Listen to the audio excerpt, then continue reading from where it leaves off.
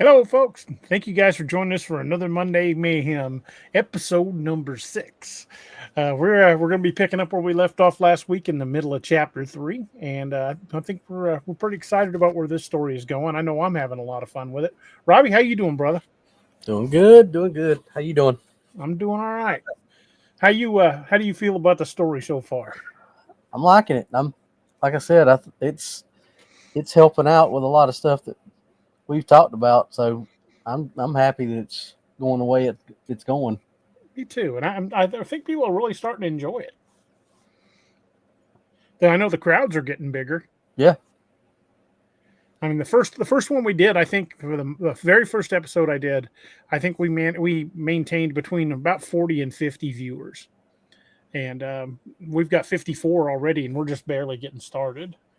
yeah. So I think we had close to 100 last week, if I remember correctly. I think at one point we had a little over 100. Hey, Sentinel's in the house. What's up, Sentinel? Sentinel, check your email, Sentinel.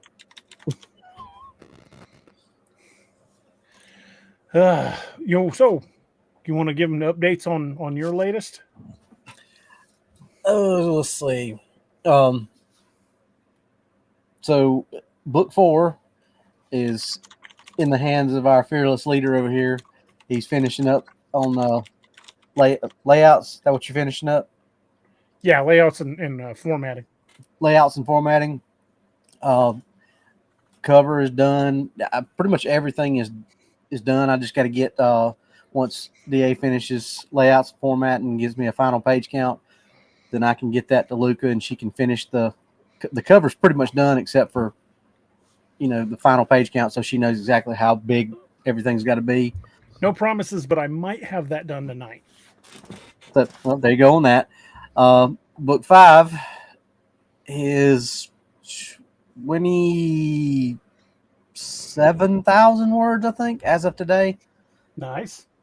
Thereabouts. I'm getting ready to start chapter 15, I think.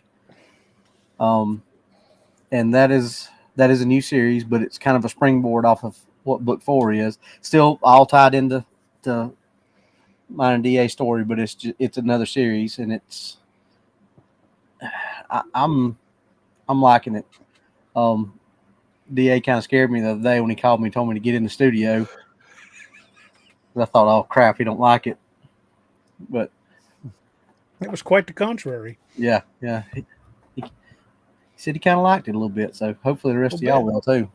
I think you guys are going to like this one. I really do. There's going to be some major characters show up in this one, and by show up I mean first time ever. But it's going to be like a what moment. Wouldn't you think? Would you agree with that? I think that some folks are going to be surprised, and watch for some subtle and some not so subtle details being hinted at and strongly hinted at and revealed. Yep. I can't wait till people get to read this one. I can't wait for the feedback on it. It's going to be awesome. Yeah, this one is as much fun as I had in book 4. I'm having even more fun in this one. And I really, you know this, I told you this, how much fun I had in book 4, just kind of stepping outside of my comfort zone and going way away from what I would consider my comfort zone of being able to write. And, just kind of because, up until that point, I wrote about stuff that I knew a good bit about and a good deal about, and I didn't have to bog myself down with a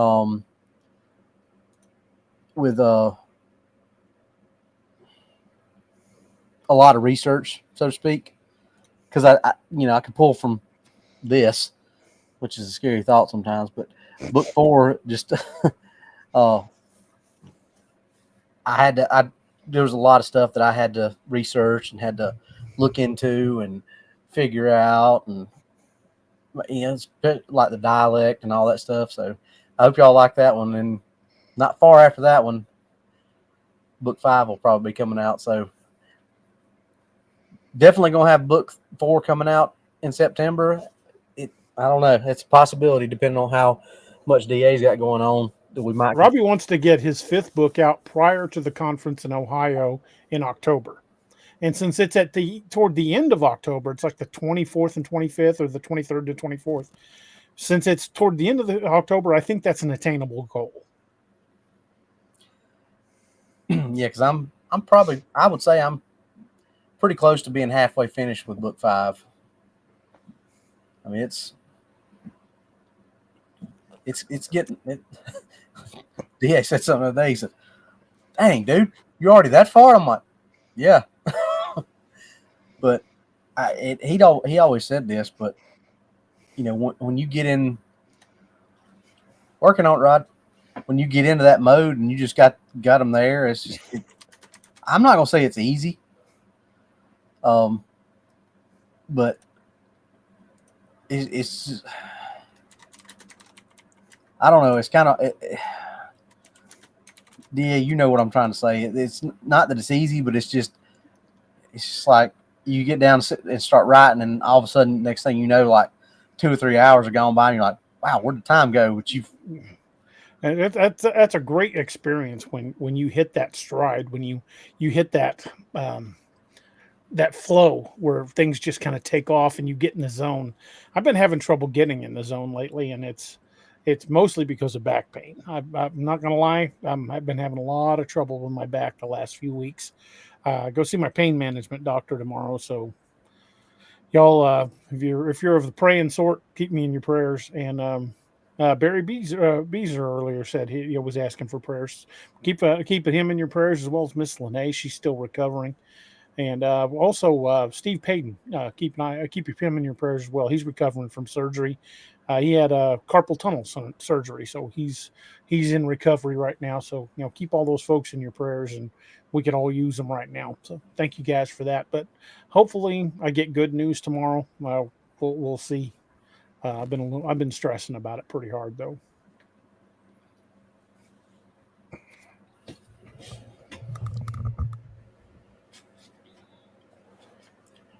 But yeah, that's where we are. Hopefully, book 4 will be out this week or next, and then maybe a couple weeks after that, book 5. So, and you're pretty close on Dark Frontiers, right? Yeah. If I could concentrate, it would have been done, and it should have been done. But I just haven't had the concentration I've wanted. Kelly Marie says, "Good morning at my end in Australia." Hey, Kelly, good to see you back with us. She's with us on the Facebook channel, so she's popping up in our chat with the Facebook logo. Good to see you again. Yeah, folks, don't forget to hit that like, share, and subscribe. It helps us continue to grow the channel, and we are very close to hitting the 10,000 mark. I mean, I know we've been kind of getting there for a bit, but we're at 9869, which means we'll hit 10,000 in 131 more subscribers. So if you're not subscribed to the channel, please do so. The analytics. Yeah, the analytics are showing that still there's like 40% of our views are coming from people who aren't subscribed to the channel. So if you guys are listening to this and you enjoy our content, please like, share, and subscribe to the channel. We'd love to have you as part of the Nightmare Hunter Nation, and we'd sure appreciate it. And Arlen, thank you. Arlen just became a member of the channel, which is awesome. Thank you much, brother. Well, welcome to the Nightmare Nation, brother. Thank you. Let's see. Yeah,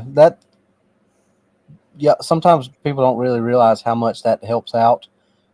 If it gets kind of overdone and oversaid through all the YouTube people, like, share, and subscribe. But it really does help out. I mean, especially if y'all like what we do, and it helps DA keep the lights on, pay the bills, and keep the shows coming.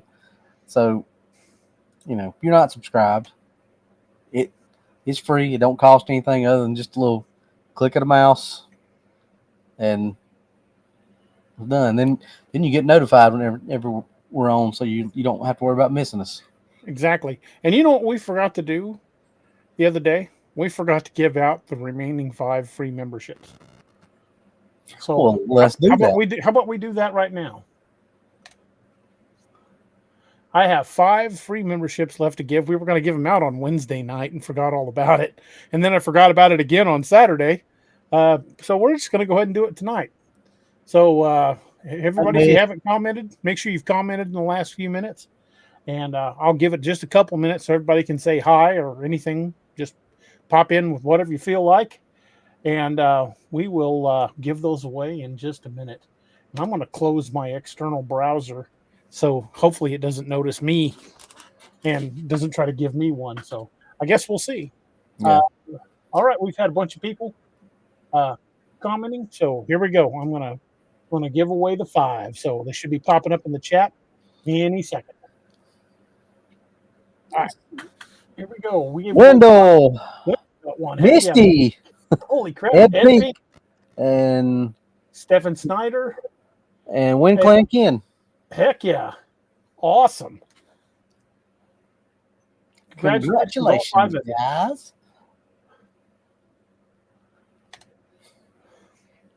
That's awesome. Hell yeah! Woohoo, Misty, and Wendell. And Wendell, definitely. Wendell done got Wendelled. Too late. He done got a free shot. Well, how about we read what we wrote last week in chapter 3, and then we'll see if everybody's done their homework and looked up what we were talking about, and we will go from there. So I'm going to read the beginning part of chapter 3, the Oracle. 6 Martius, Eberacum, York Citadel. Gideon approached the door to the office of the legatus, holding his helm beneath his arm. He hesitated a moment before knocking. Enter, called the legatus. Gideon opened the door and found the legatus and the primus pilus waiting for him. Ah, Quintus, said the legatus, smiling broadly. Please come in and have a seat. We were just discussing you.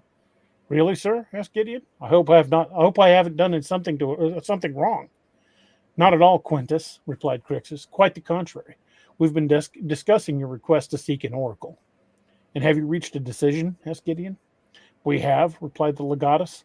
We believe you are right. This enemy you faced is beyond our means. We need to find out how to kill such an abomination. To that end, added Crixus, we have sent inquiries to some of the local tribes that are friendly to our cause. I didn't think any would be, replied Gideon. Not many are, Crixus answered, but there are a few. Who should I seek? Asked Gideon. There's a tribe that has a camp a few days' ride from here, replied the legatus, but you will not be able to go there without an escort. The clan from and I screwed that up. I wrote that really badly. I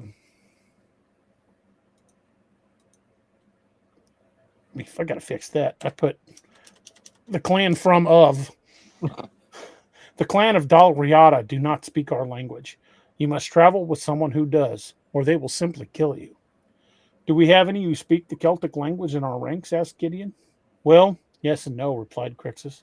He's not a soldier of Rome. He's a Celt who helped scout this location for the Citadel. He trades with us frequently, and we believe he can be trusted. His name is Rigan, and we've sent word for him to come to the Citadel. He should be here by midday. Am I to take the entire cohort on this mission? Asked Gideon. No, replied Crixus. The Dal Riata would take that as an attack and react accordingly. You must travel light.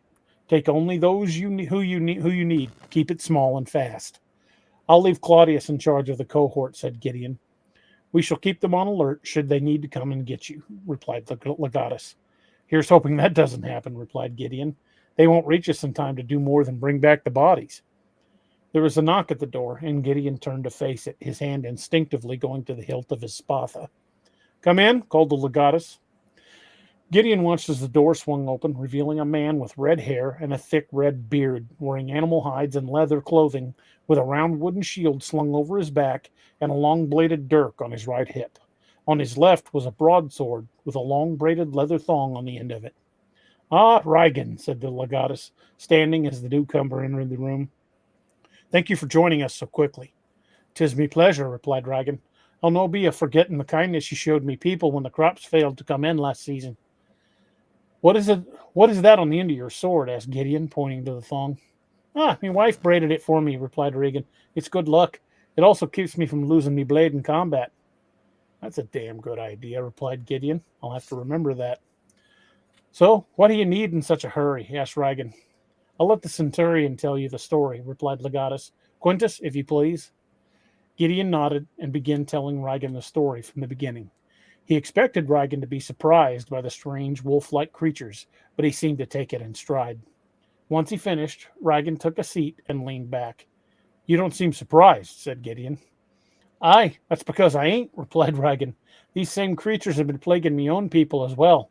We've lost several animals and a few warriors before we forced them to flee." "And how'd you do that?" asked Gideon, surprised. "Magic," explained Regan. "You can't fight beasties like that with steel alone. Dark magic can only be fit with stronger magic." "We're hoping we can do that too," as added Gideon. "We're looking for an oracle." "I canna say I know that word," replied Regan, "but I can take you to the Angel of Death." "What's that?" asked Gideon. "She reads the bones," replied Regan. "Tells us the best time to plant, time to harvest, and time to hunt. And she knows healing herbs and can treat most wounds before they turn bad." "Sounds like an oracle to me," said Crixus. "Can you take me to her?" asked Gideon. "Aye, but you'll have to come along. Come alone," replied Regan. "She ain't over fond of Romans. No offense meant, of course." "Then I take it that I shouldn't wear my uniform?" asked Gideon. "That would be a sensible thing to do," replied Regan, "especially since we'll be traveling through some places that won't take kindly to your presence." "All right," said Gideon. "I'll go change." "I've got some spare clothing you can use," said Regan. "We're close to the same build, and if you keep your hood up, no one will be the wiser." "Thank you," said Gideon. "What about the horses?" "What about horses?" "I have me own," said Regan, "but if you want to ride, don't be using your Roman saddles or gear." Gideon nodded and headed out the door. 15 minutes later, he met up with Regan in the courtyard. Gideon had selected a horse from the stable, but used only a rope fashioned into a crude bridle and another set fashioned into crude stirrups. Beyond that, he wore only simple leathers and a fur cloak. "Ready?" asked Regan. "Yes," replied Gideon. As they began gathering their equipment, Regan handed Gideon a wooden shafted spear with a broad copper blade lashed to the end of it. He also handed him a crude leather belt that had a long dirk and a Celtic war sword. Gideon accepted them reluctantly and put them on. Once fastened in place, he pulled the sword from the scabbard and examined it. He was surprised at the balance and the quality of the blade. "This is an excellent sword," said Gideon. "Where did you get it?" "There's a smith in our village," replied Regan. "He's a master craftsman." Gideon looked up as Claudius approached. "Leaving so soon?" asked Claudius. "Afraid so," replied Gideon. "You're in command until I return. Keep up the training schedule. I shouldn't be gone more than a week." Claudius saluted and stepped back. "I won't let you down, sir," said Claudius. With that, he turned and headed for the barracks. Gideon turned and climbed into the saddle and then nodded at Regan. "Ready," said Gideon. "While we ride," said Regan, "I'll teach you some phrases in Gaelic. It might come in handy." "I'd like that," said Gideon. "I'd like to learn as much as I can." "You're different than the others," said Regan. "I can sense something about you." Gideon just stared at him for a long moment, gazing into those strange green eyes. "What do you mean?" asked Gideon. "I think you're a man of destiny," replied Regan. "Whatever it is, the angel of death will see it in your een." "My what?" asked Gideon. "Een," said Regan. "Een." "Oh, eyes," replied Gideon. "I understand." "Good," said Regan. "Now we've got a fair bit of country to cover afore nightfall. We need to be in the lands of me people before the sun sets, or we're in for a fight. If we run afoul of anyone, let me do the talking. They'll spot you for a Roman the minute you open your mouth." "Agreed," said Gideon. "Lead the way." As they approached the east gate, it swung open for them, just enough to let them pass. Once they were clear, it shut immediately, and Gideon heard the big bolt lock into place.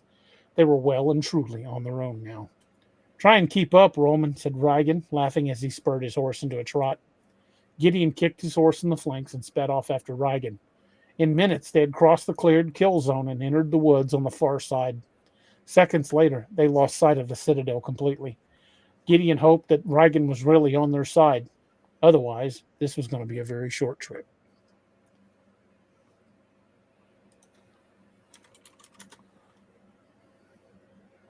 Well, what do you think so far? You asking me or them? A little bit of everybody. I like Reagan. I think he's cool. Yeah. Okay, so do y'all remember what the homework was? Reagan needs a history. He also needs a last name. And we already established that Reagan's married, but does he Yep. have kids? What kind of house does he live in? And that's all part of his little history. We also need to know what you guys think the next encounter should be.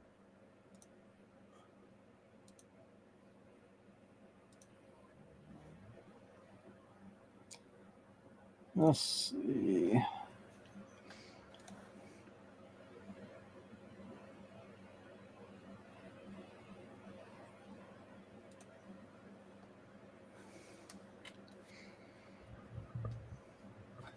Oh, let me catch up. Yeah, I was trying to check some of the comments Yeah, as well. nobody's caught up and answered yet. Like you said, we're on what, a 10-second delay? 5, I think.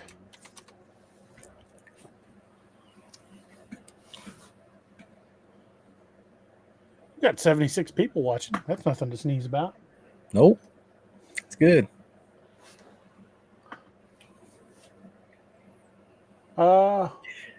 Lene says Reagan McClerney. Roxanne says Cathal or Cowhall, or Curtis says he owns a vineyard and makes wine.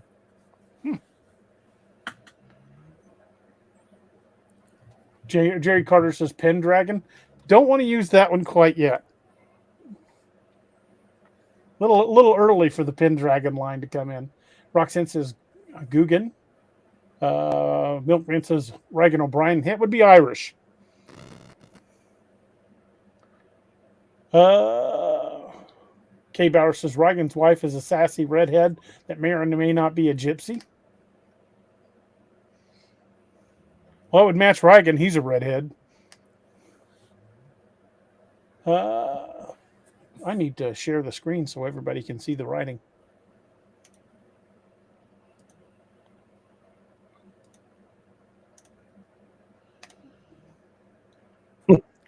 Northwood says Reagan Wallace. Wallace. That's funny. Hey, he's 7 foot tall. Shoots bolts of lightning out of his arse. And if he were here, he could assume the English.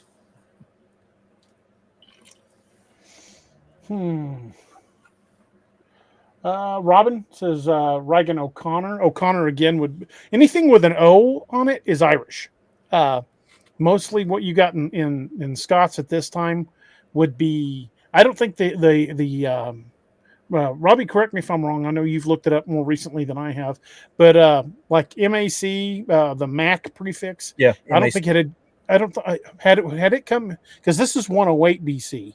I know they were in favor in the 1700s, but yeah. I still think there weren't really that many clans. No, not that were big clans. No, none of the bigger clans. I don't, from my research anyway, were around at that time. They really didn't start forming until probably a couple hundred years after this or more. Mm-hmm. So, like for book 4, it was a lot of, like you said, MAC, and there was no MC. Like, that's what it got shortened to later. But if the name McPhee back then, it would have been MACFEE. And according to this, permanent hereditary surnames did not exist in Scotland in 108. At that time, during the Roman occupation of Britain, inhabitants of the area would become Scotland, including the Picts and the Gaels, were identified by a single name and often a descriptor. The adoption of a surname developed significantly later from the medieval period on. Single names, individuals in Caledonia, the Roman name for the area of Scotland, were known by a single given name. While Romans used a more structured system of names, it was not adopted by the local Celtic-speaking inhabitants. So you would have had somebody like Reagan would have been Reagan the Fierce or something like that. Is that Yeah, pretty much what you're saying? Reagan the Walker, Reagan the Fierce, yeah, something like that. Reagan the Tradesman, Reagan the Lionhearted, something along those lines. Summerlee the Reaver. I mean, I don't know where that came from. Yeah, this was a little bit before Summerled McDonald's time. But I bet that's where that nickname came from, was from some stuff like that. Oh yeah. Merrily, no, they didn't. They said they at that time in 108 that Scots didn't actually use formal surnames.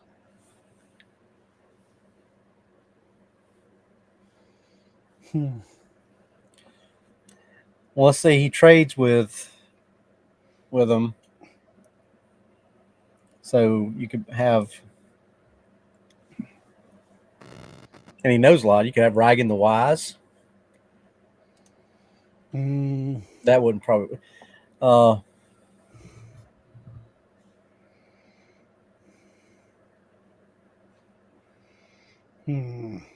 Reagan the Guile. Judy says the Walker sounds good, but he's on a horse, so he's mounted. Reagan the Hunter. Yeah. Hmm. Reagan the Red, said Miss Lene.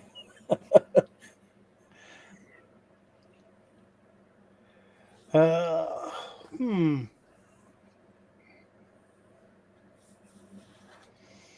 Lisa Reed says Brennan the Leather Craftsman. That could be a whole new other PC right there. A whole new character. NPC, you meant? Yeah. I still got to get used to using the term NPC when you're writing. Because every time somebody says something about that, I'm like, what? This ain't a video game. What are we talking about? But I guess it has the same kind of meaning. Somebody that really doesn't have much to do other than give you an exposition dump. I'm going to throw something in here.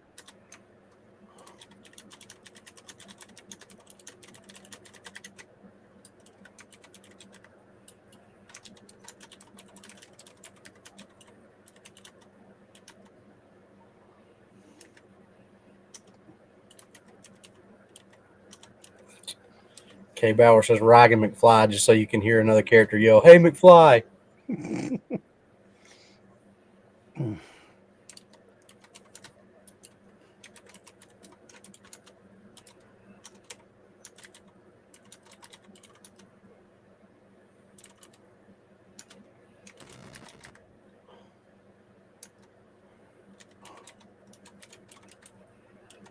Cherry Carter says Dragon, the IRS agent of wrath.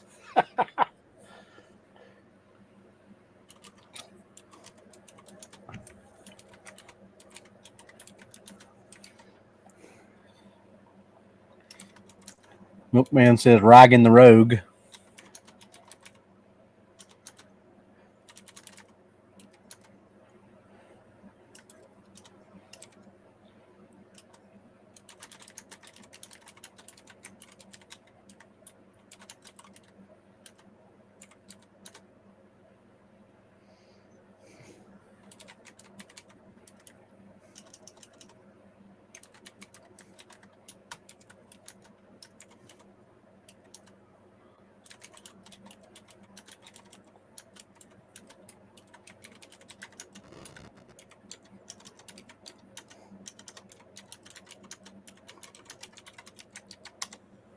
How's that?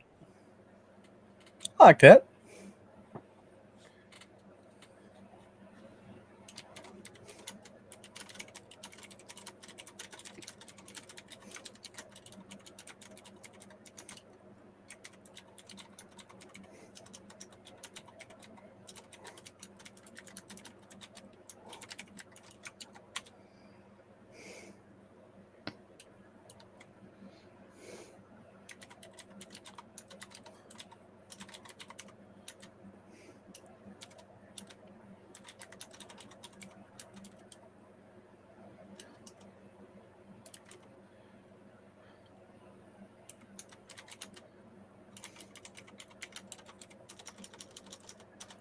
Would he probably not say inte or I apostrophe TNAE? I think is how that would be spelled.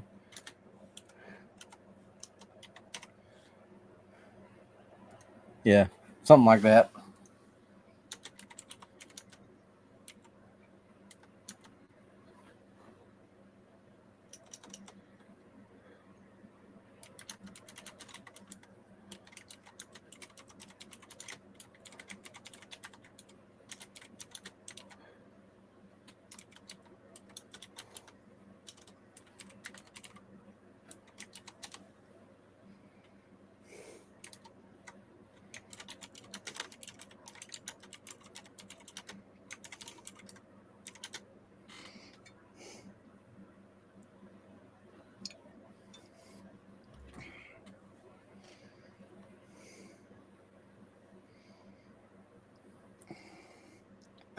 Robin Race is ravishing Reagan the Rogue. Makes me think of ravishing Rick Rude. Jerry Carter says a lot of names are taken by Tolkien in Lord of the Rings. Tolkien got a lot of the names for the Lord of the Rings in some of the Norse epic poems. Some of the poems like the Poetic Eddas and the Havamal. Some of those names are mentioned in those poems. Most of the original Dwarven Company and the Hobbit, Gandalf is mentioned in those early stories. So he got those names directly from Norse mythology. And if I remember correctly, Gandalf was one of the traveling names that Odin used when walking the mortal world of Midgard. Yep, I'm pretty sure it was. Because they referred to Gandalf as the Wanderer at some point in the books. Anyway, I don't know if they ever did it in the movie, but that directly tied into Odin. That thing with Odin. The Grey Wanderer, yeah. Mm-hmm. Dash 5257 says 10th century they used patronated surnames, Mac meaning son of. Yeah, but in 108 that practice hadn't started. This is in 108 AD, so it's about 800 years too early for that.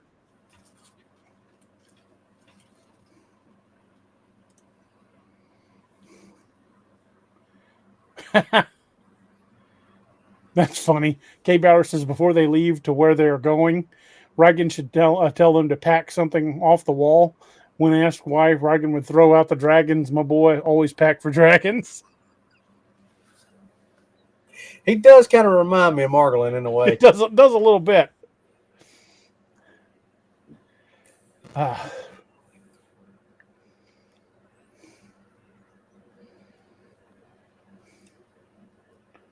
Okay.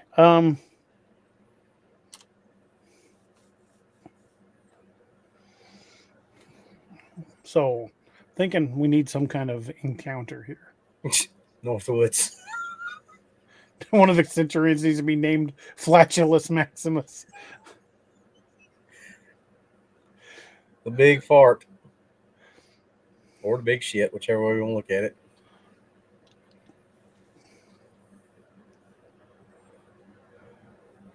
Jared Carter's Bone Dragon. I think for just two guys riding in the woods, a dragon might be just a little more than they could handle. Yeah. Even at that point, it's probably just going to eat one or more of the horses and probably them, unless they run like hell.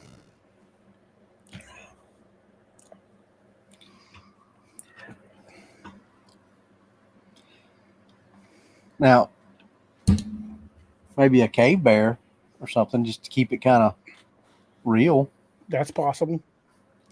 Although, in 108, what was wandering the British countryside? Because I know they used to have black bears in England, but they hunted them to extinction, making the hats for the Royal Guards. And now all the black bears that make the Royal Guards hats come from Canada. Canada, eh? Almost made it. Sorry, I had to. Littering end.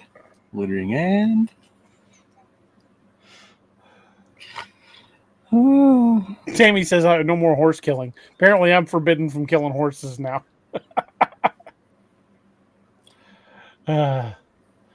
What about leopards? I don't think leopards were ever indigenous to England. Not Probably you to- want to consult the Googles. well, See what kind of wild, large predators would have been indigenous to England at about that time. stand by one. Let me. Dorothy Wade says, did they have ogres? Yeah, well, Shrek. Maybe. Angela Monroe says the Loch Ness Monster. I think they're a little far south for Loch Ness.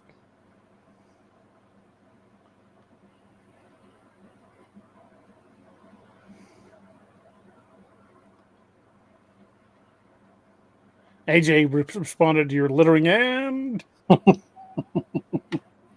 knew somebody would. yeah, I was waiting to see who did. Larry Berlin says a Black Panther, as in T'Challa, King of the Wakandas, or that might get us shut down by Marvel. Let's see. In 108 AD, Scotland's largest predators were the Eurasian brown bear, so a cave bear would work, gray wolf, and the Eurasian lynx. These species, now extinct in the region, were the top carnivores at the time, occupying the upper levels of the food chain. The brown bear, Ursus arctos. Okay, so we got some possibilities. Barry says, how about they fight Northwood's ex? We want them to survive. Isn't that technically a boo hag?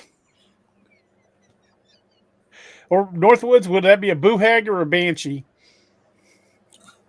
He'd probably call it a boo banshee. Or a harpy?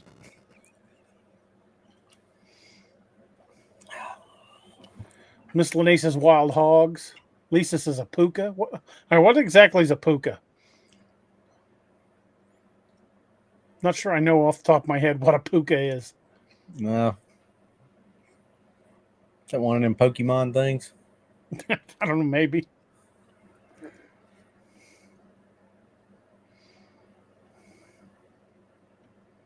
Yeah, Toshi says, we want the cohort to survive and make it to the end of the book, Barry. Jerry Carter says a gray wolf is huge. Yeah. Northwood says harpy worked since there weren't street corners back then. Hit the drum roll or the drum thing, DA. Okie doke.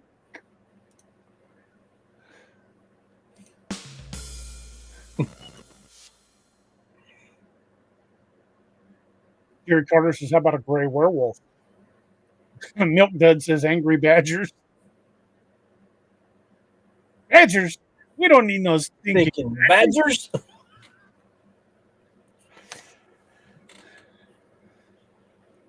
Lisa says a puka is a shapeshifter.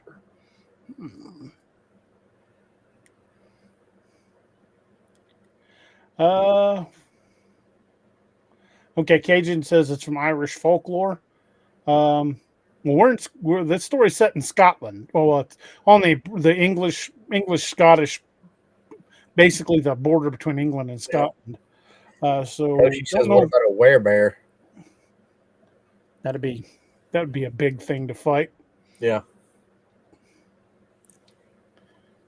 I mean, I think giving them something like a cave bear or something like that, big Eurasian brown bear, something that they could theoretically have run into at that time that would put up a good fight, but gives Gideon a chance to see how capable Reagan is. I mean,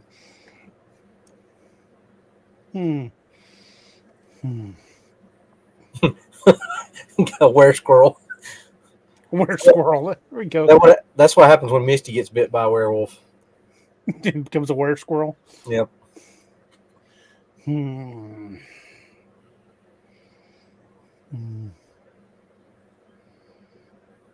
I think I might have an idea. Miss Lene says cryptids of that time were the Black Shook, ghost hounds, the Green Man, or a Kelpie.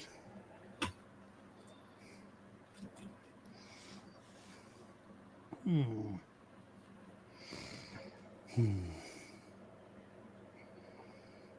Hmm. Hmm. Okay. Um.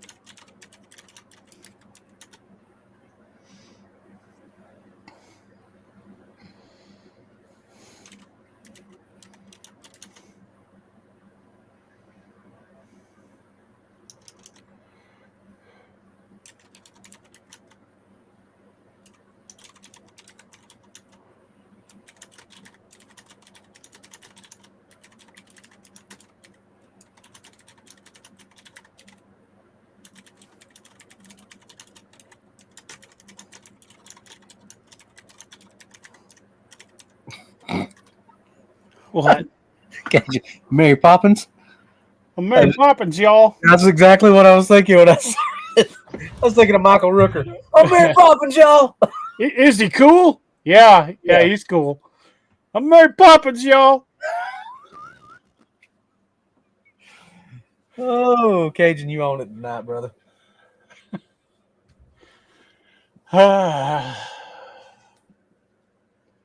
Hmm.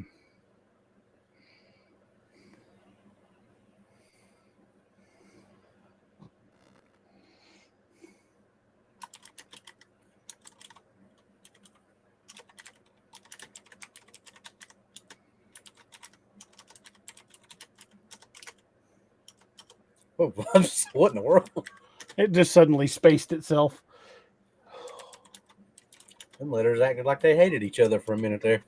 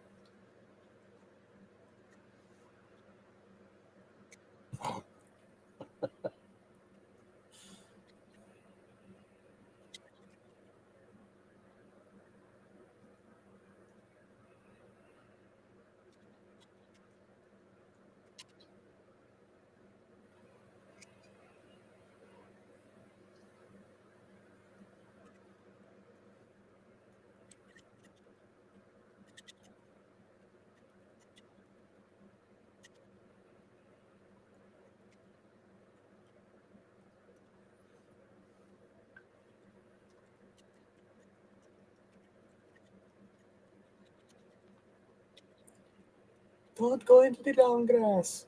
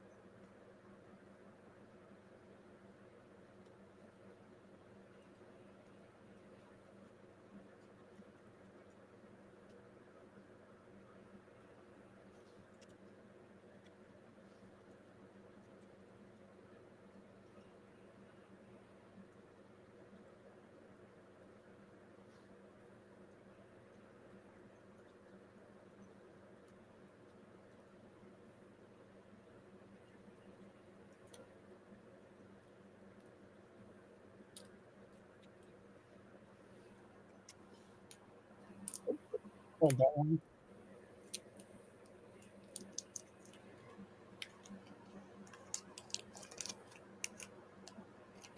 And Dorothy said encrypted currency, cryptocurrency, Yeah. computers to transfer it with.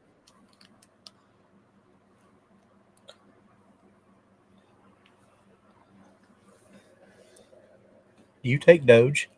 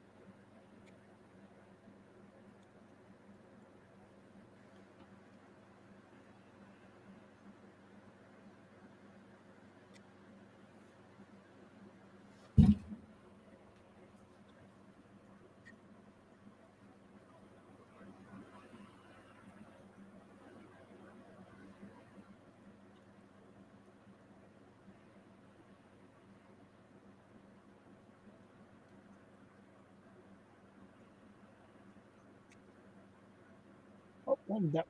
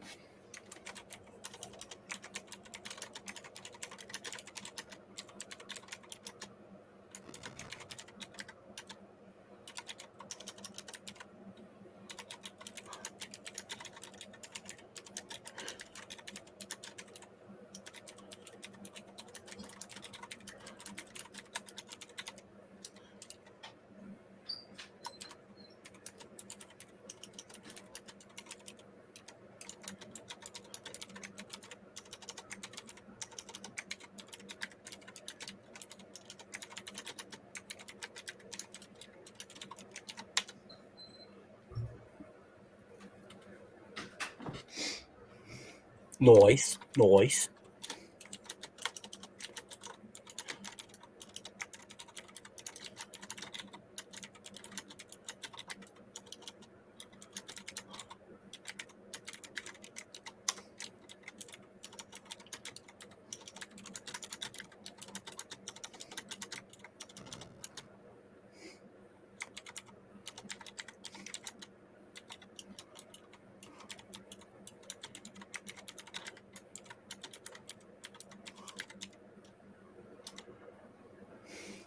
What was that Roman phrase Which one? for smart ass? Oh, Cajun. I can't remember off the top of my head. Cajun, you're going to have to. Refresh our memories.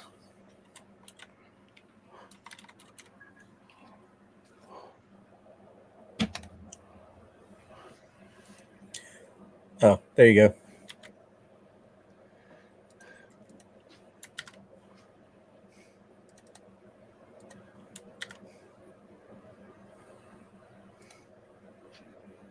Never mind, Cajun. He got it.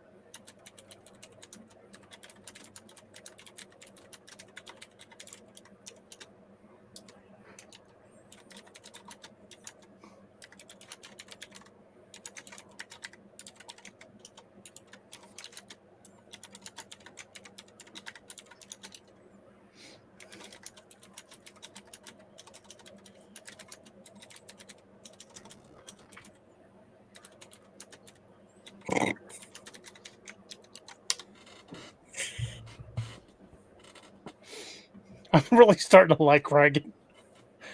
He's becoming very Margolin like. The smart ass quips just keep coming. I'm just waiting for Gideon to yell for him to drop and give him 200.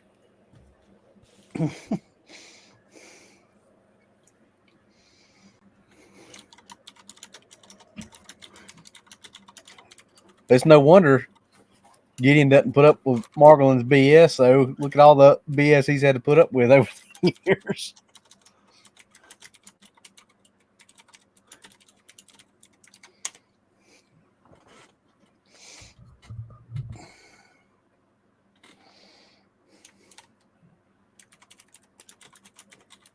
Cajun said, "What if this is Margolin's ancestor?" But I think we talked about that, and where Margolin's Yeah, parents from. yeah. His mother, Margolin's mother's Hispanic, and the name Margolin, I believe, is of Germanic descent. So Margolin's not a Scot. Might have some Scottish blood in him somewhere down the line.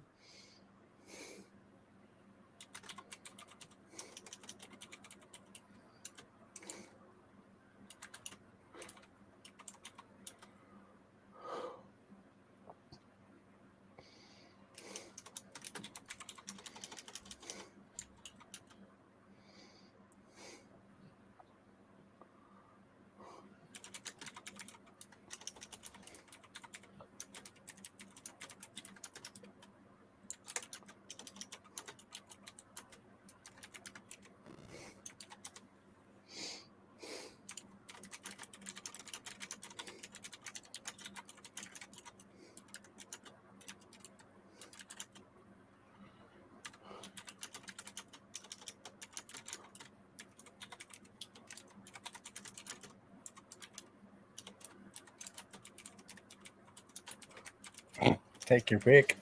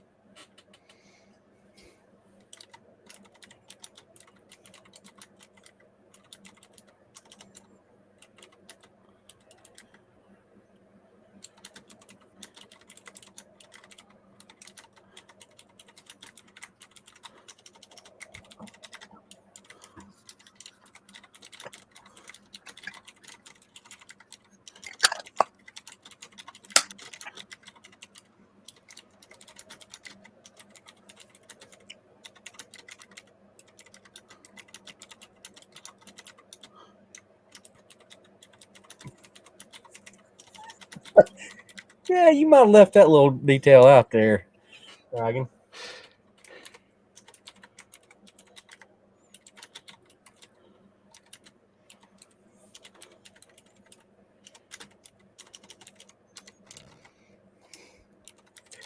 Yeah, Toshi's got a good point. Seems like Gideon attracts smartasses as much as he attracts the monsters. I think so. He's a smart ass magnet.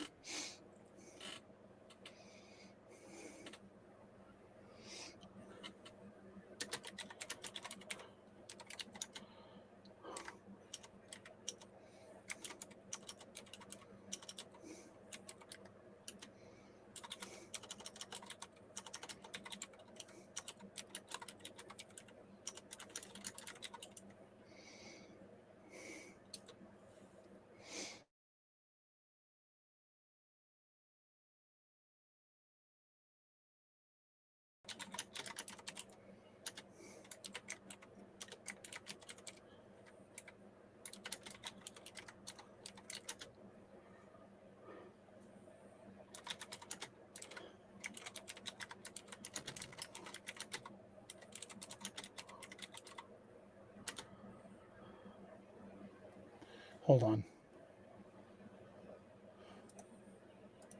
I need to look something up. Give me just a second. Gotta look up a word.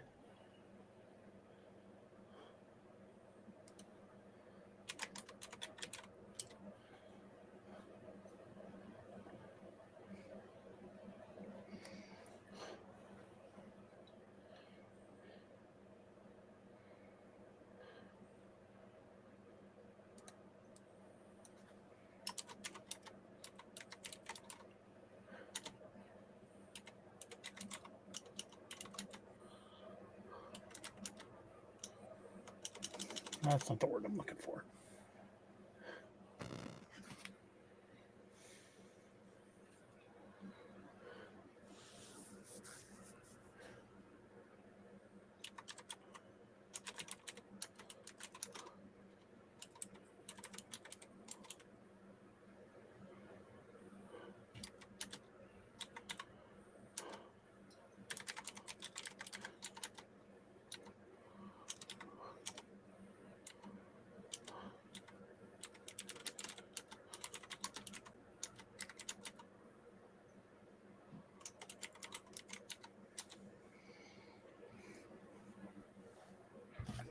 So what does that phrase basically say?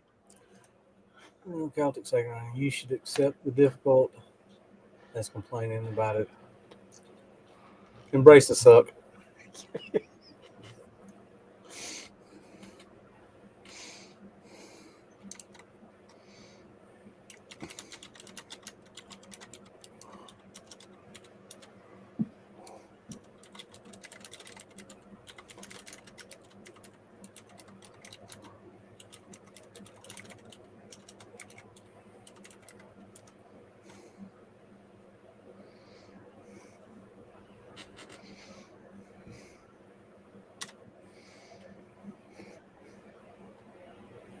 Okay. Hey, Richie. Richie said he's getting a sleep number bed on Saturday. Awesome, dude. Congrats. I'd like to have one of those things. Yeah, if our books ever get picked up by Netflix or something, maybe. Yeah, no kidding. Dorothy Wade says, folks, I'm hearing gunfire. Several shots. Doesn't sound like fireworks. Keep your door locked and grab a gun, because if they try to kick your door in, you might be ready for it.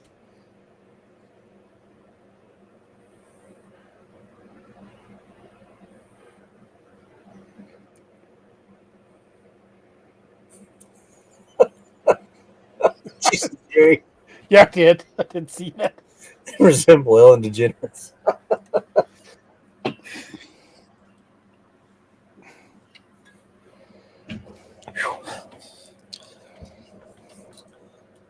What'd Herder say? I'd rather prefer a dragon. Yeah, I'd rather prefer a dragon.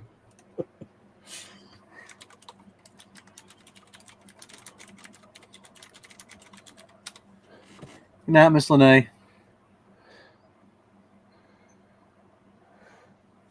Miss Lene's tapping out.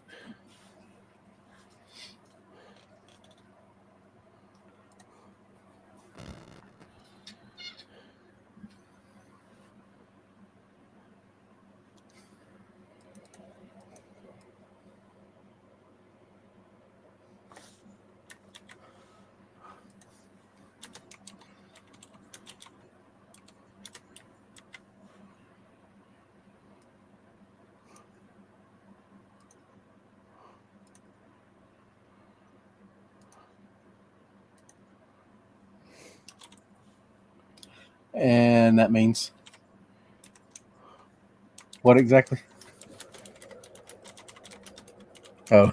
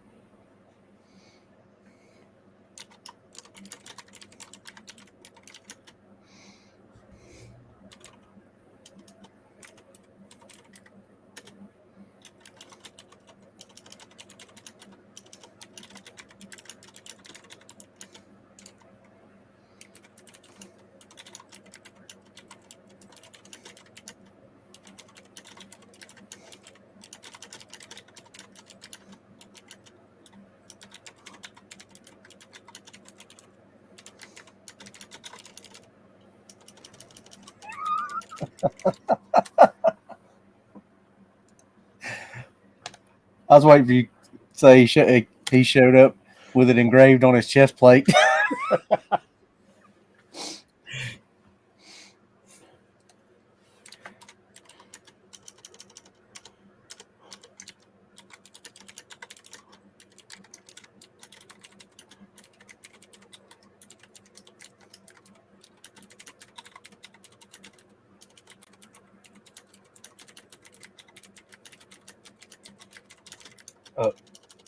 Look at Cajun's comment.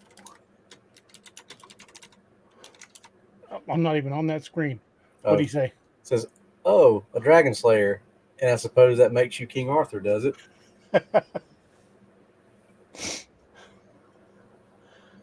Hmm.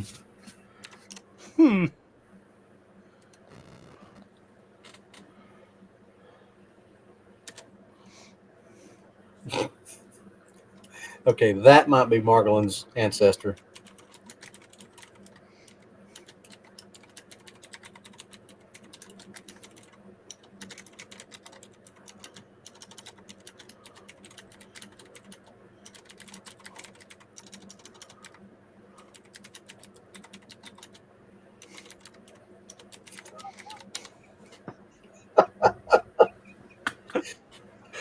And 2,000 years later, he shows back up. Braces suck, Sergeant Major. I freaking hate that guy. Oh, that's good. Sent him to Germania, which is the Margolin last name is German. Oh, sorry, I couldn't resist. It always comes full circle.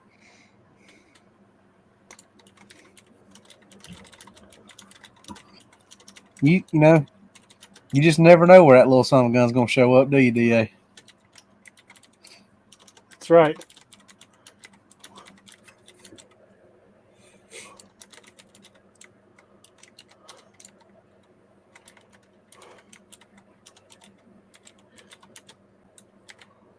Oops.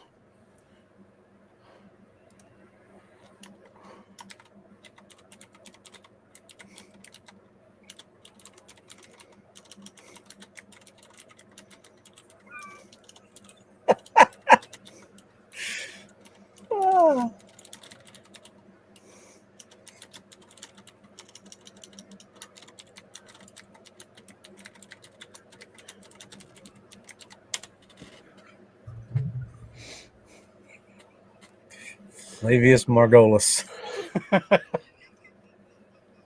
Frank Margolin, Flavius Margolis.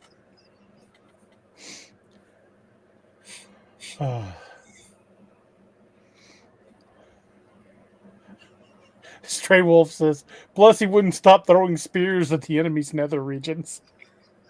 That too. Why do you keep hitting him in the crotch with your pilum?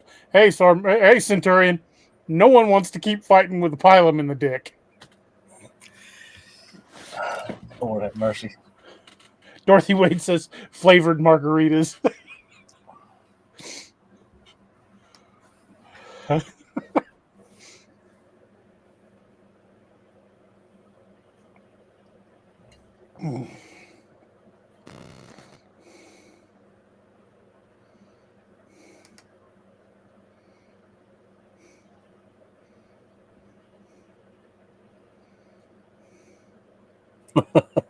Well, he said he's back.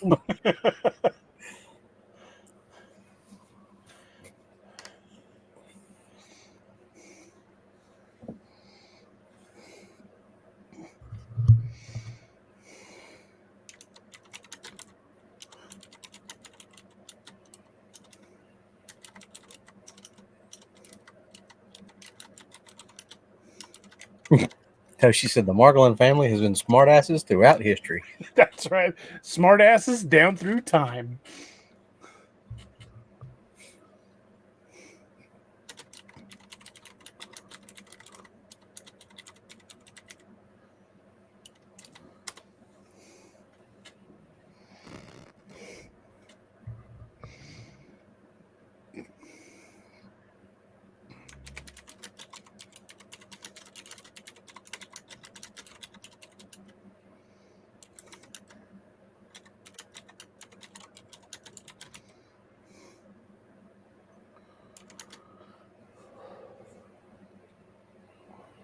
What page are we on? What page is this? It's like 20 or 30 something, maybe. Okay, so we're on the chapter started on 23 and we're on 31. So we're pretty close to ending this chapter. I usually do between 10 and 12 pages per chapter. That's what I tend to average. Sometimes a little shorter, sometimes a little longer, depending on if the fight scene goes big. Yeah, I got a couple chapters in this book I'm doing now that are like 15 or 17 pages. Sometimes you just get into it. And Yeah, I've had some chapters. Well, you remember reading some of the stories we read in the Yeah. Redneck Reading Association. Some of those chapters be 30, 40 pages. yeah, when in your Ragnarok Rising series, you Some of had those some chapters are long. pretty damn long.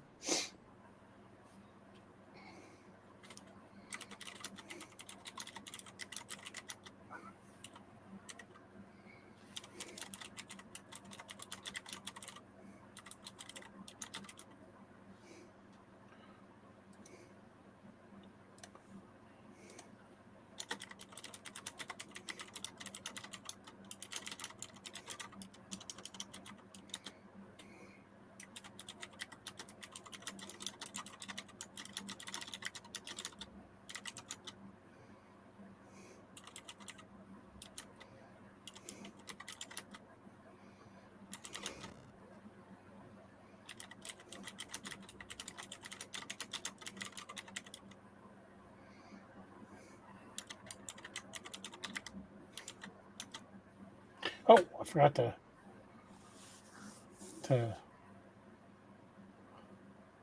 add in something back here.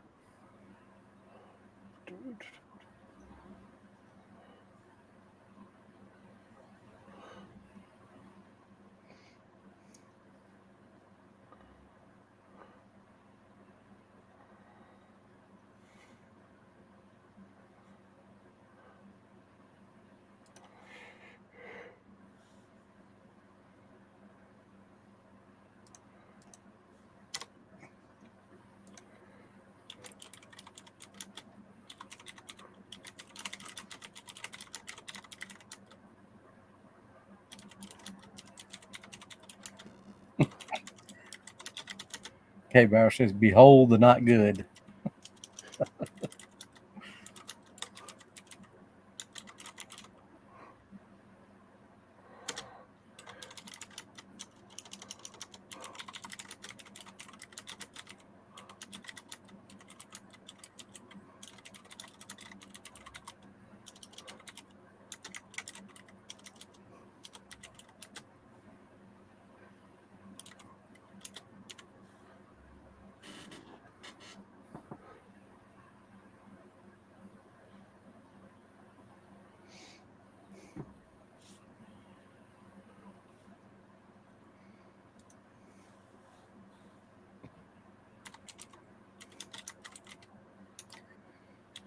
I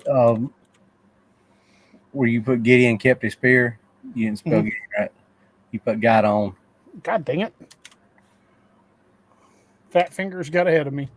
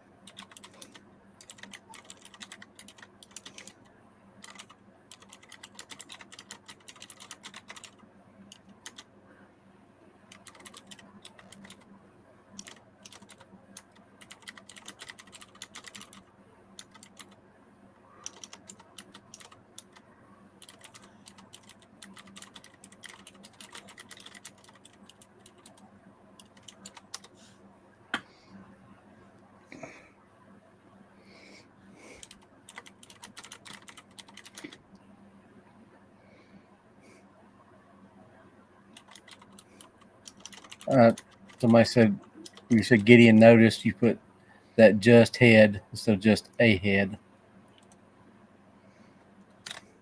There we go. Glad you guys are catching that, because that when you get to really typing, those kind of little mistakes are easy to make. Ask Robbie; he can tell you. Oh yeah.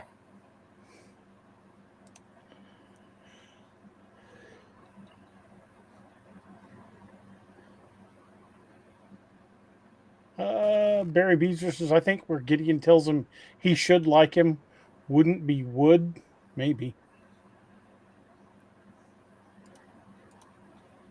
I think that fits better.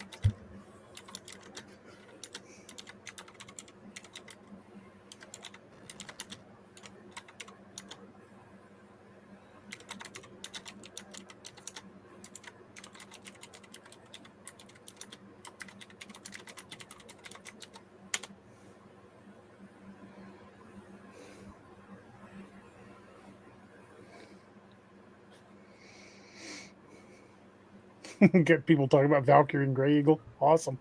Mm-hmm. Yeah, I think some people have started a Valkyrie fan club like we got our Grey Eagle fan club.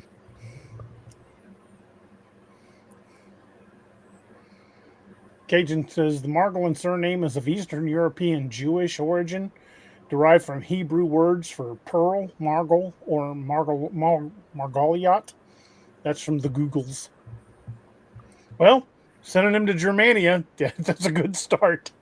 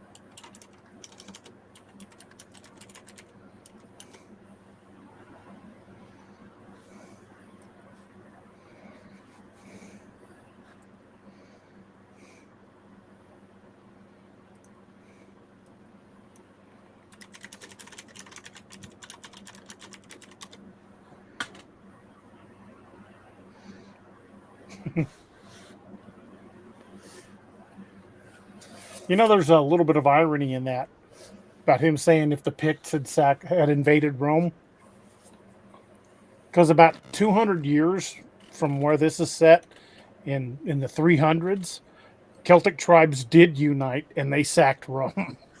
Yeah.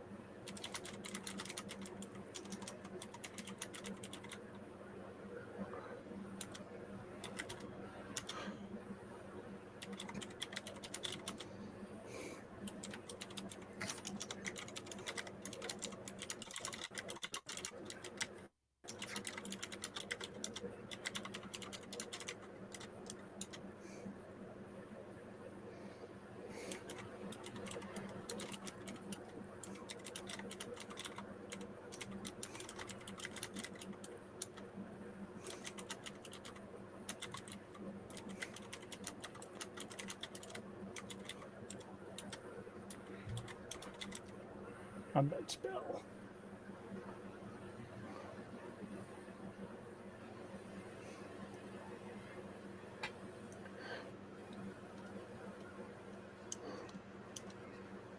God dang it.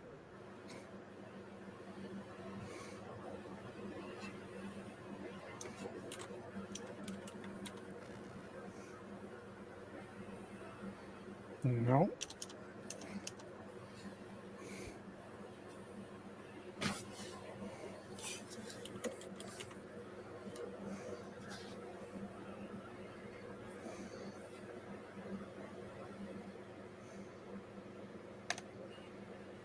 There, that's why. It's got that little exclamation thing over it.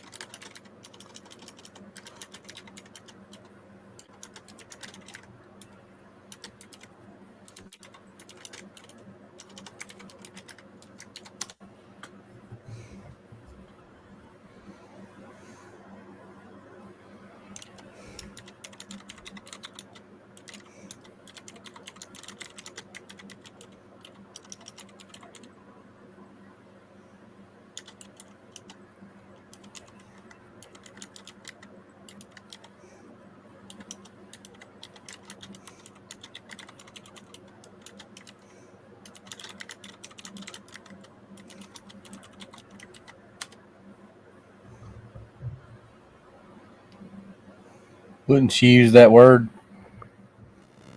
Do what? Wouldn't she use that word that we're the one to get him something? Oh, eyes. I understand that. Oh, yeah, that's right.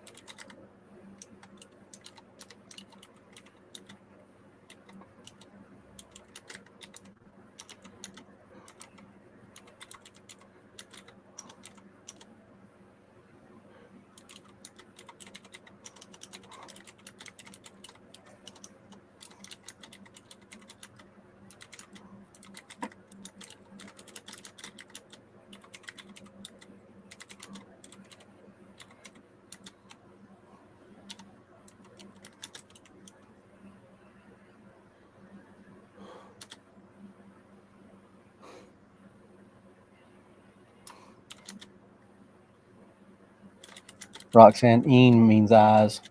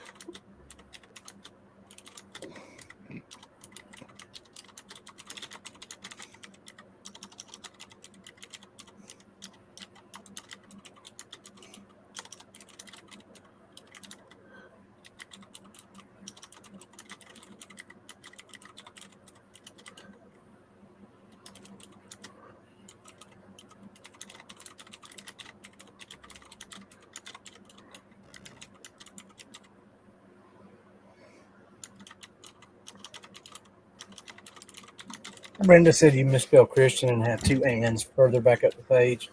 I didn't catch it, but that's what she said. Yeah, that's right.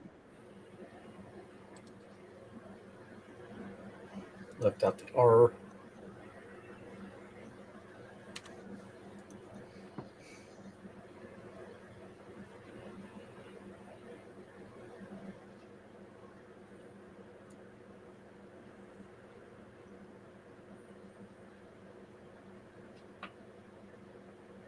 Did I miss anything else? Said there was two ands further up the page, but I don't know where exactly. It's not popping out to me, but I wouldn't doubt it. It'll get caught when we run the editing software.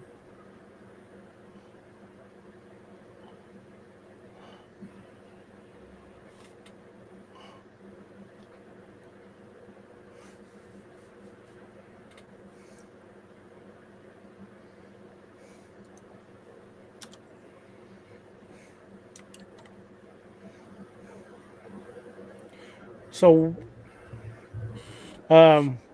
what should her name be and the daughter?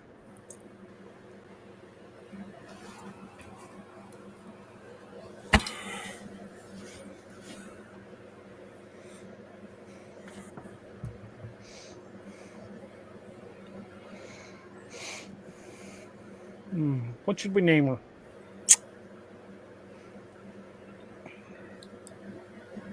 Come on, guys.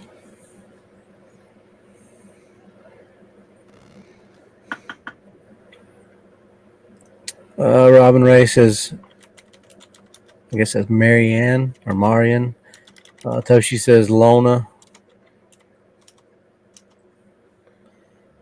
Roxanne says Rianne. Dorothy Wade says Maureen. Or Mauren. I don't know which one that's Maureen.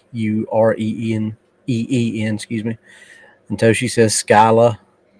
Kevin says Roslyn.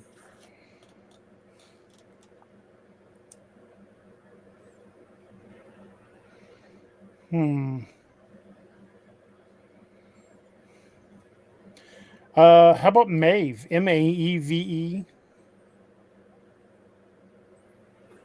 It's a Gaelic name meaning intoxicating or entrancing.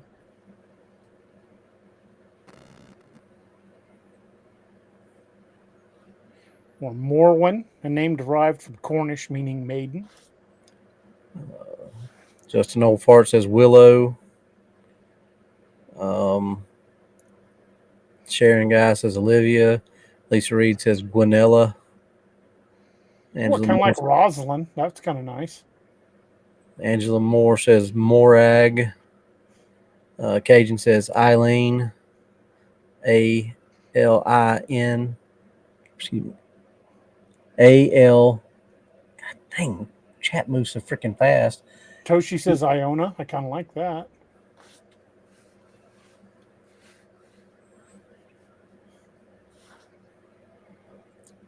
Lisa also says Tallulah for the daughter. Tallulah always makes me think of Cool Runnings. Yeah. It's my mother's name. Tallulah's good. Want to kiss my egg? Oh, Cajun threw out several. Aylin, Brigid, Docus, Aimir, Gormlaith, and Maraid.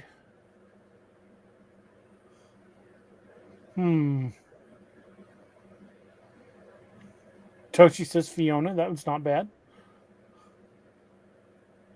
Roxanne says Niam. Is it name or Niam or I'm not sure how that's pronounced.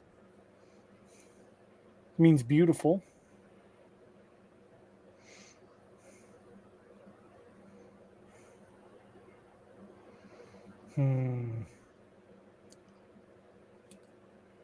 Leona is another one.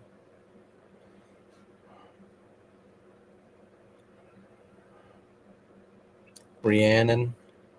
Oh, I like Rhiannon. That's for Maggie. So she says How's Isabel. it spelled? RHIANNON. RHIA.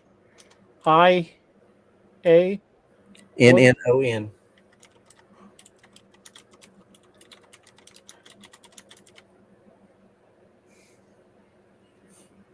Now I forgot his damn name. Reagan. Reagan.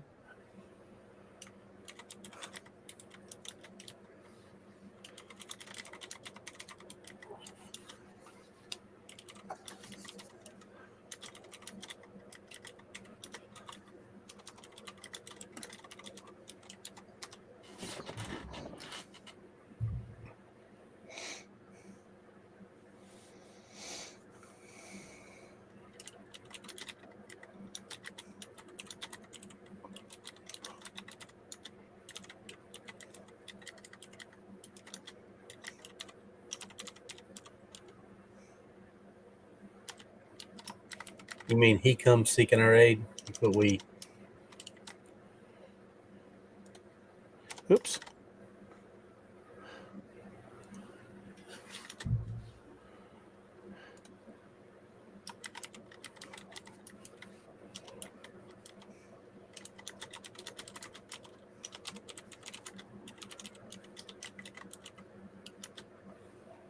I like that name. Somebody mentioned the name Skyla. I'm going to call the little girl that.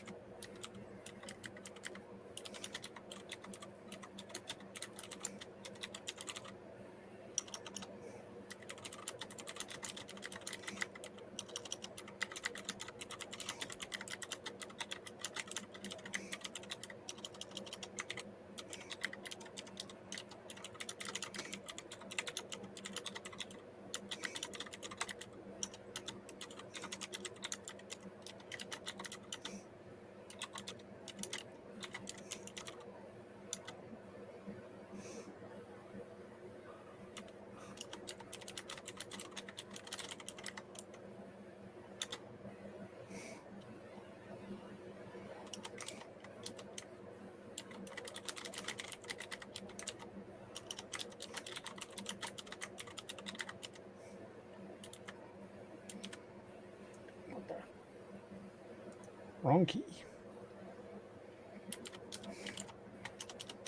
About 4 minutes from the top of the hour, just so you know. Okay.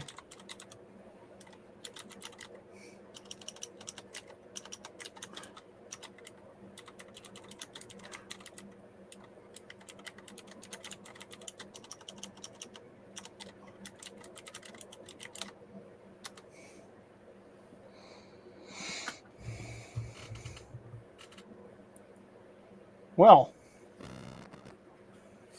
then I think we're at the top of the hour anyway. That's a great place to stop this chapter. He's met the Oracle. Yep. We accomplished what we said we needed to do for him to meet the Oracle. Okay, let's scroll back. Which chapter was this? Chapter 3? Yeah. Okay. So, all right. Well, folks, we need a title for chapter 4. Oops.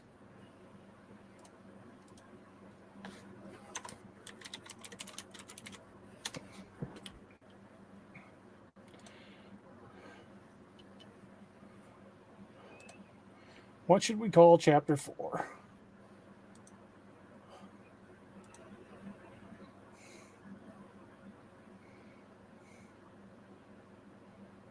Oh, I've got one. See what you guys think of this.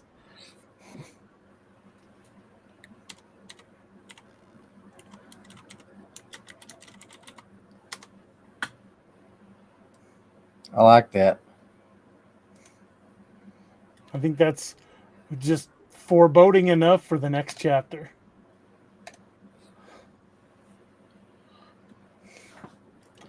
I need to go back and get the date and the other stanza.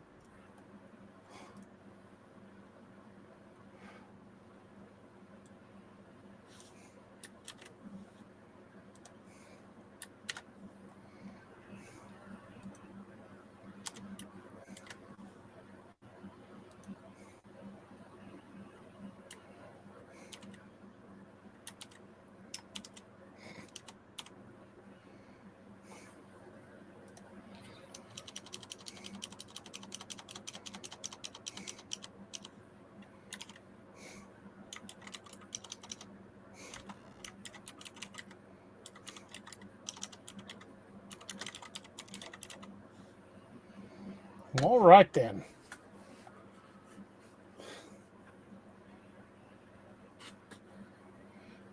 Okay. Well, okay, we've got what the next chapter is called. I've already got the date and the headings set up. So when we get together next Monday to continue Monday Mayhem, what should this next chapter be about? Oh, he says, Don Donaldson says, or profit or loss. I think profit and loss is I think that's a little better fit. But profit or loss is not bad.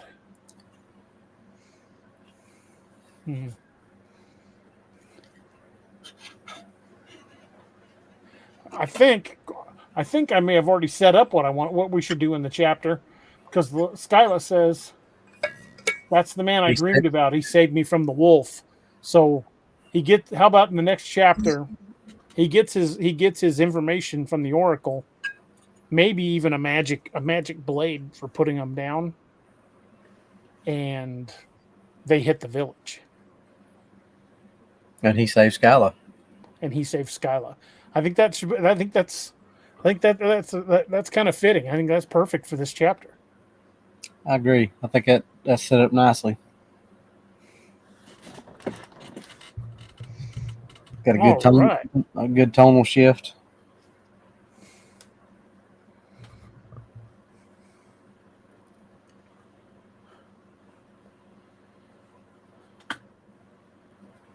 K. Bauer says profit and loss has been light on the profit of my investments so far this year.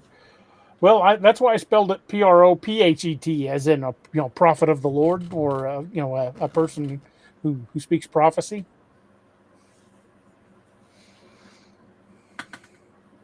Sharon Guy says, good night, everyone. Have a wonderful evening. Good night. Thank you for being with us.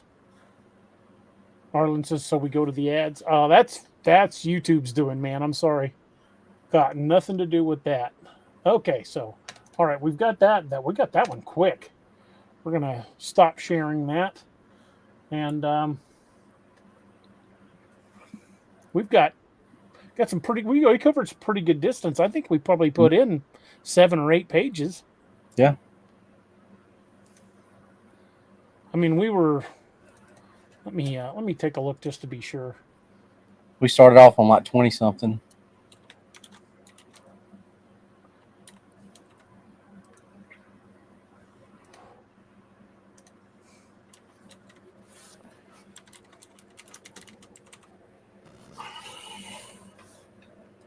Okay. So we did like 4 pages before.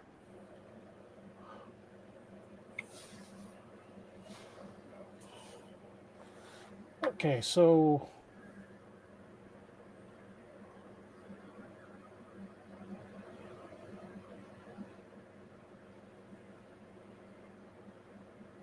we'd already talked about that.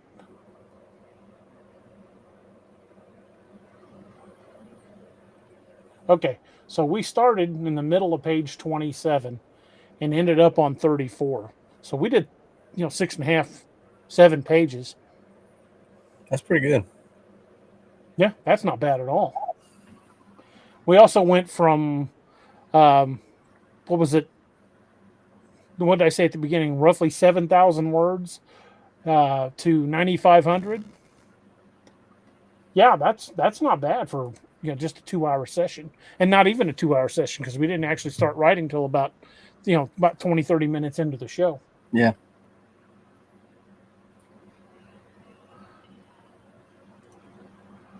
Well, folks, thank you guys. You guys really are a big help on this. I like the name suggestions. If you guys want to see any new characters introduced, be thinking of characters like that. Also, the situations. How I don't really know too much about. Well, I do know a little bit about Celtic history, but I don't know a whole lot about Celtic ritual.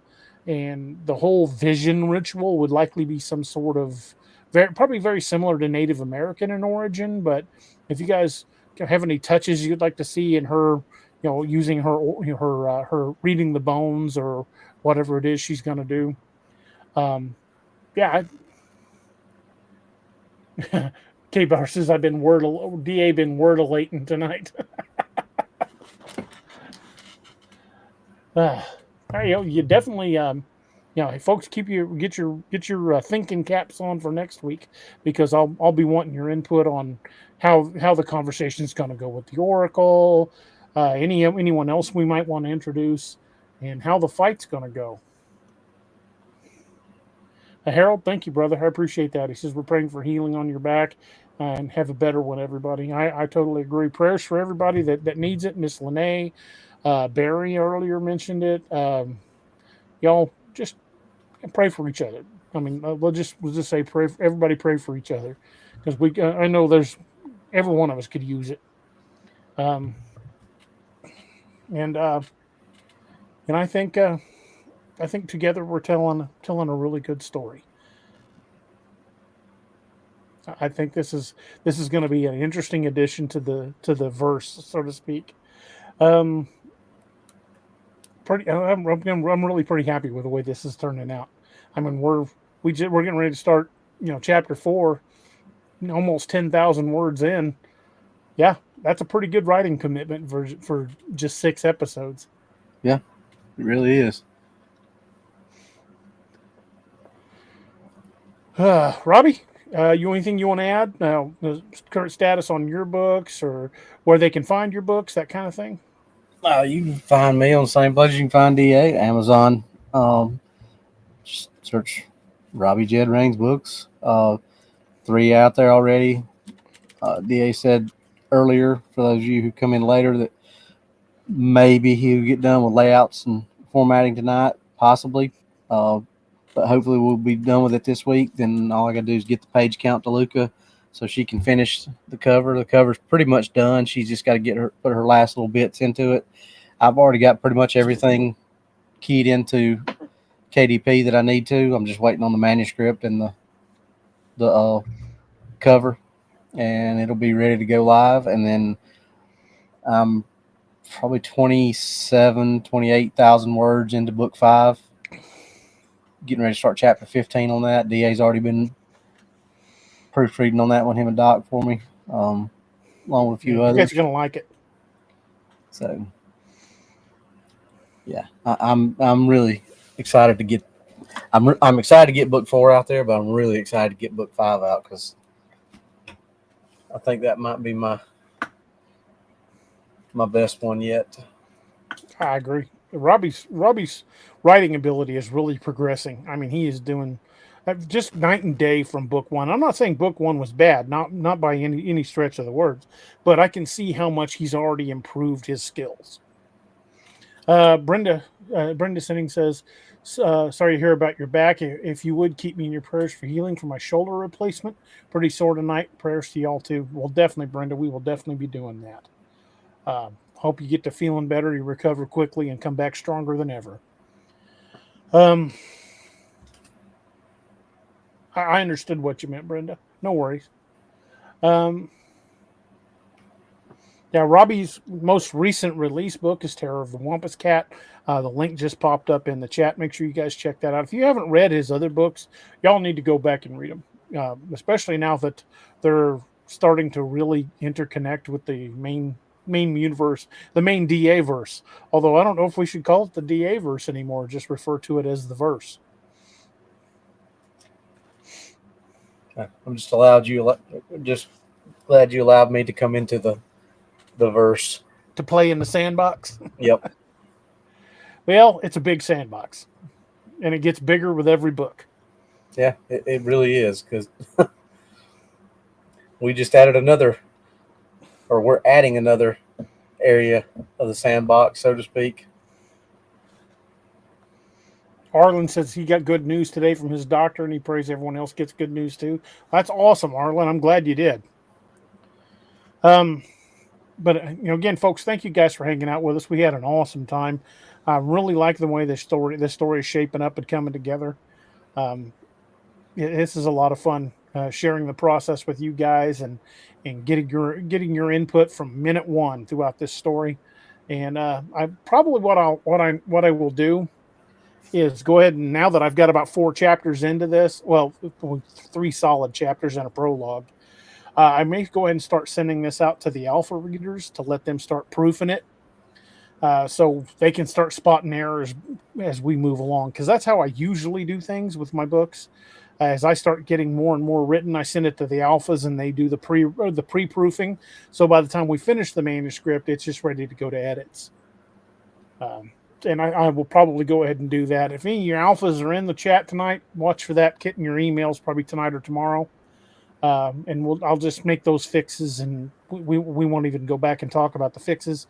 So because the way the story looks right now, you guys are in on the rough draft, and it will go through edits and updates and error fixes and through several passes before it actually goes to print. So the way it sets right now may not be exactly how it sets when it's done. This is the framework. This is the rough draft. Most folks never get to see the rough draft because, like you've noticed, there are a lot of spelling errors in the rough draft. There's continuity errors that we have to go back and fix. There's dialogue errors we have to fix to make sure the right person said that. Make sure we didn't have the same person speaking twice in a row, because that's something I tend to do often too. And just little things like that. So even though you're getting in on the groundwork and seeing the rough draft, there will be some pretty significant changes by the time it actually reaches print. Cajun, thank you for the super chat, dude. Thank you. He says Redneck Reading Universe. Redneck Reading Universe. Redneck Writers Association. Well, all right, folks, we're going to start winding things down. And before we do, I always want to mention the 22 a Day Foundation. We lose 22 veterans a day to suicide, and that is 22 too many. Check on your friends and family that are first responders. Check on your loved ones. Let them know you're thinking about them. Let them know you care, because it's sad, but it's true. We do lose 22 veterans a day, and that is 22 too many. And check on your first responder friends as well, because the toll that's taken on them is just about as high. Reach out. Let them know you think about them. Let them know you care. Because 22 times a day, someone's losing that fight with the demons, and that's something we could prevent, and we should prevent. So thank you for all you guys' love and support on this, and let's get 22 a day down to 0. So folks, again, you can find Robbie and my books both on Amazon.com. You can find all of mine on daroberts.net, and watch for coming soon thenightmarehunter.com, which will also have Robbie's books on it, Doc's stuff, Steve's stuff. Pretty much it'll be the one website to rule them all, one website to find them, one website to bring them all, and in the darkness bind them. Something like that. Something like that. Yeah, watch for Nightmare Hunter, nightmarehunter.com coming soon, thenightmarehunter.com. We've already got the domain. I've just got to get the website up and functional. So, folks, again, thank you guys for hanging out with us. Thank you for being part of the Nightmare Nation. And thank you guys for helping make Monday Mayhem a lot of fun and a big success. And we really appreciate all your love and support. So, folks, we're going to start winding her down. And, we do a different toast on Monday Mayhem than we do the rest of the week. And, Robbie, is it your turn or my turn to do the toast? Yours. I think I did it last week. Okay. And this toast is not quite as somber. This is more of an upbeat toast, and it's one that I'm proud of. My buddy Paul, he's a doctor I know. He likes to make this toast a lot. Paul Tomlinson. So Paul, if you're listening, yes, I'm stealing your quote, brother. But it's an old Irish quote, and it's still appropriate, and it's fantastic. because it applies to all of us here. And I want to thank all of you guys so much for being part of this. And the toast says, there are good ships and wood ships and ships that sail the sea, but the best ships are friendships, and may they always be. Salam Jama, thank you guys so much, and we'll see you all on Wednesday night. Good night, everyone. Slanja.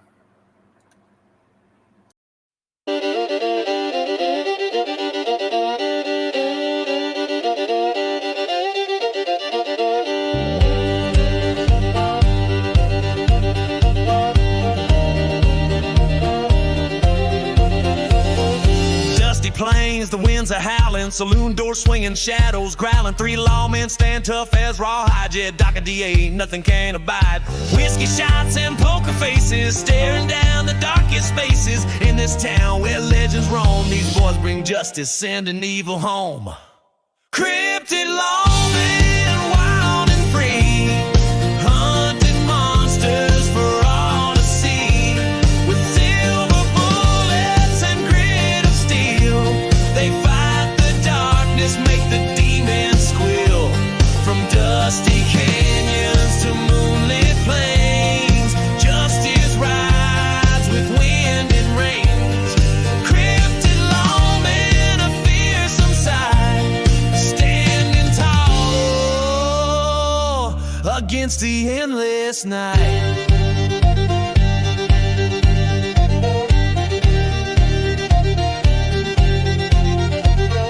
Jed's a howler, claws of steel. Doc's a biter, makes the devil real. But DA's a shifty one, a shape-shifting soul, can turn to anything, takes any form, takes control. Tonight the chupacabras come to town, sucking the life from all around. But these lawmen, they ain't afraid, they'll face the darkness unafraid.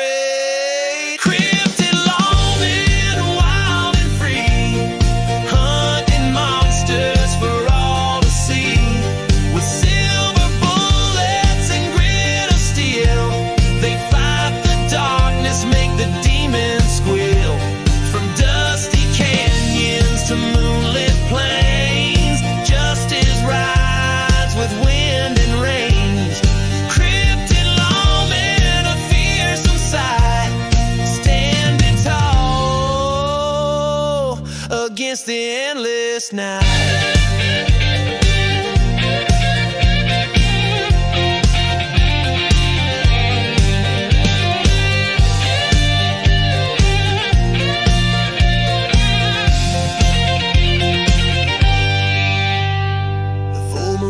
Bat wings flap, the air grows cold, a chill and trap. But these lawmen, they're ready to fight underneath the pale moonlight. Jed and Doc transform with a howl, DA shifts, becomes a night owl. Together they stand a force so strong against the evil right in the road. Cryptid lawmen, wild and free, hunting monsters for all to see. With silver bullets and grit of steel, they fight the darkness, make the demons squeal. From dusty canyons to moonlit plains, justice rides with wind and rains. Cryptid lawmen, a fearsome sight, standing tall against the endless night.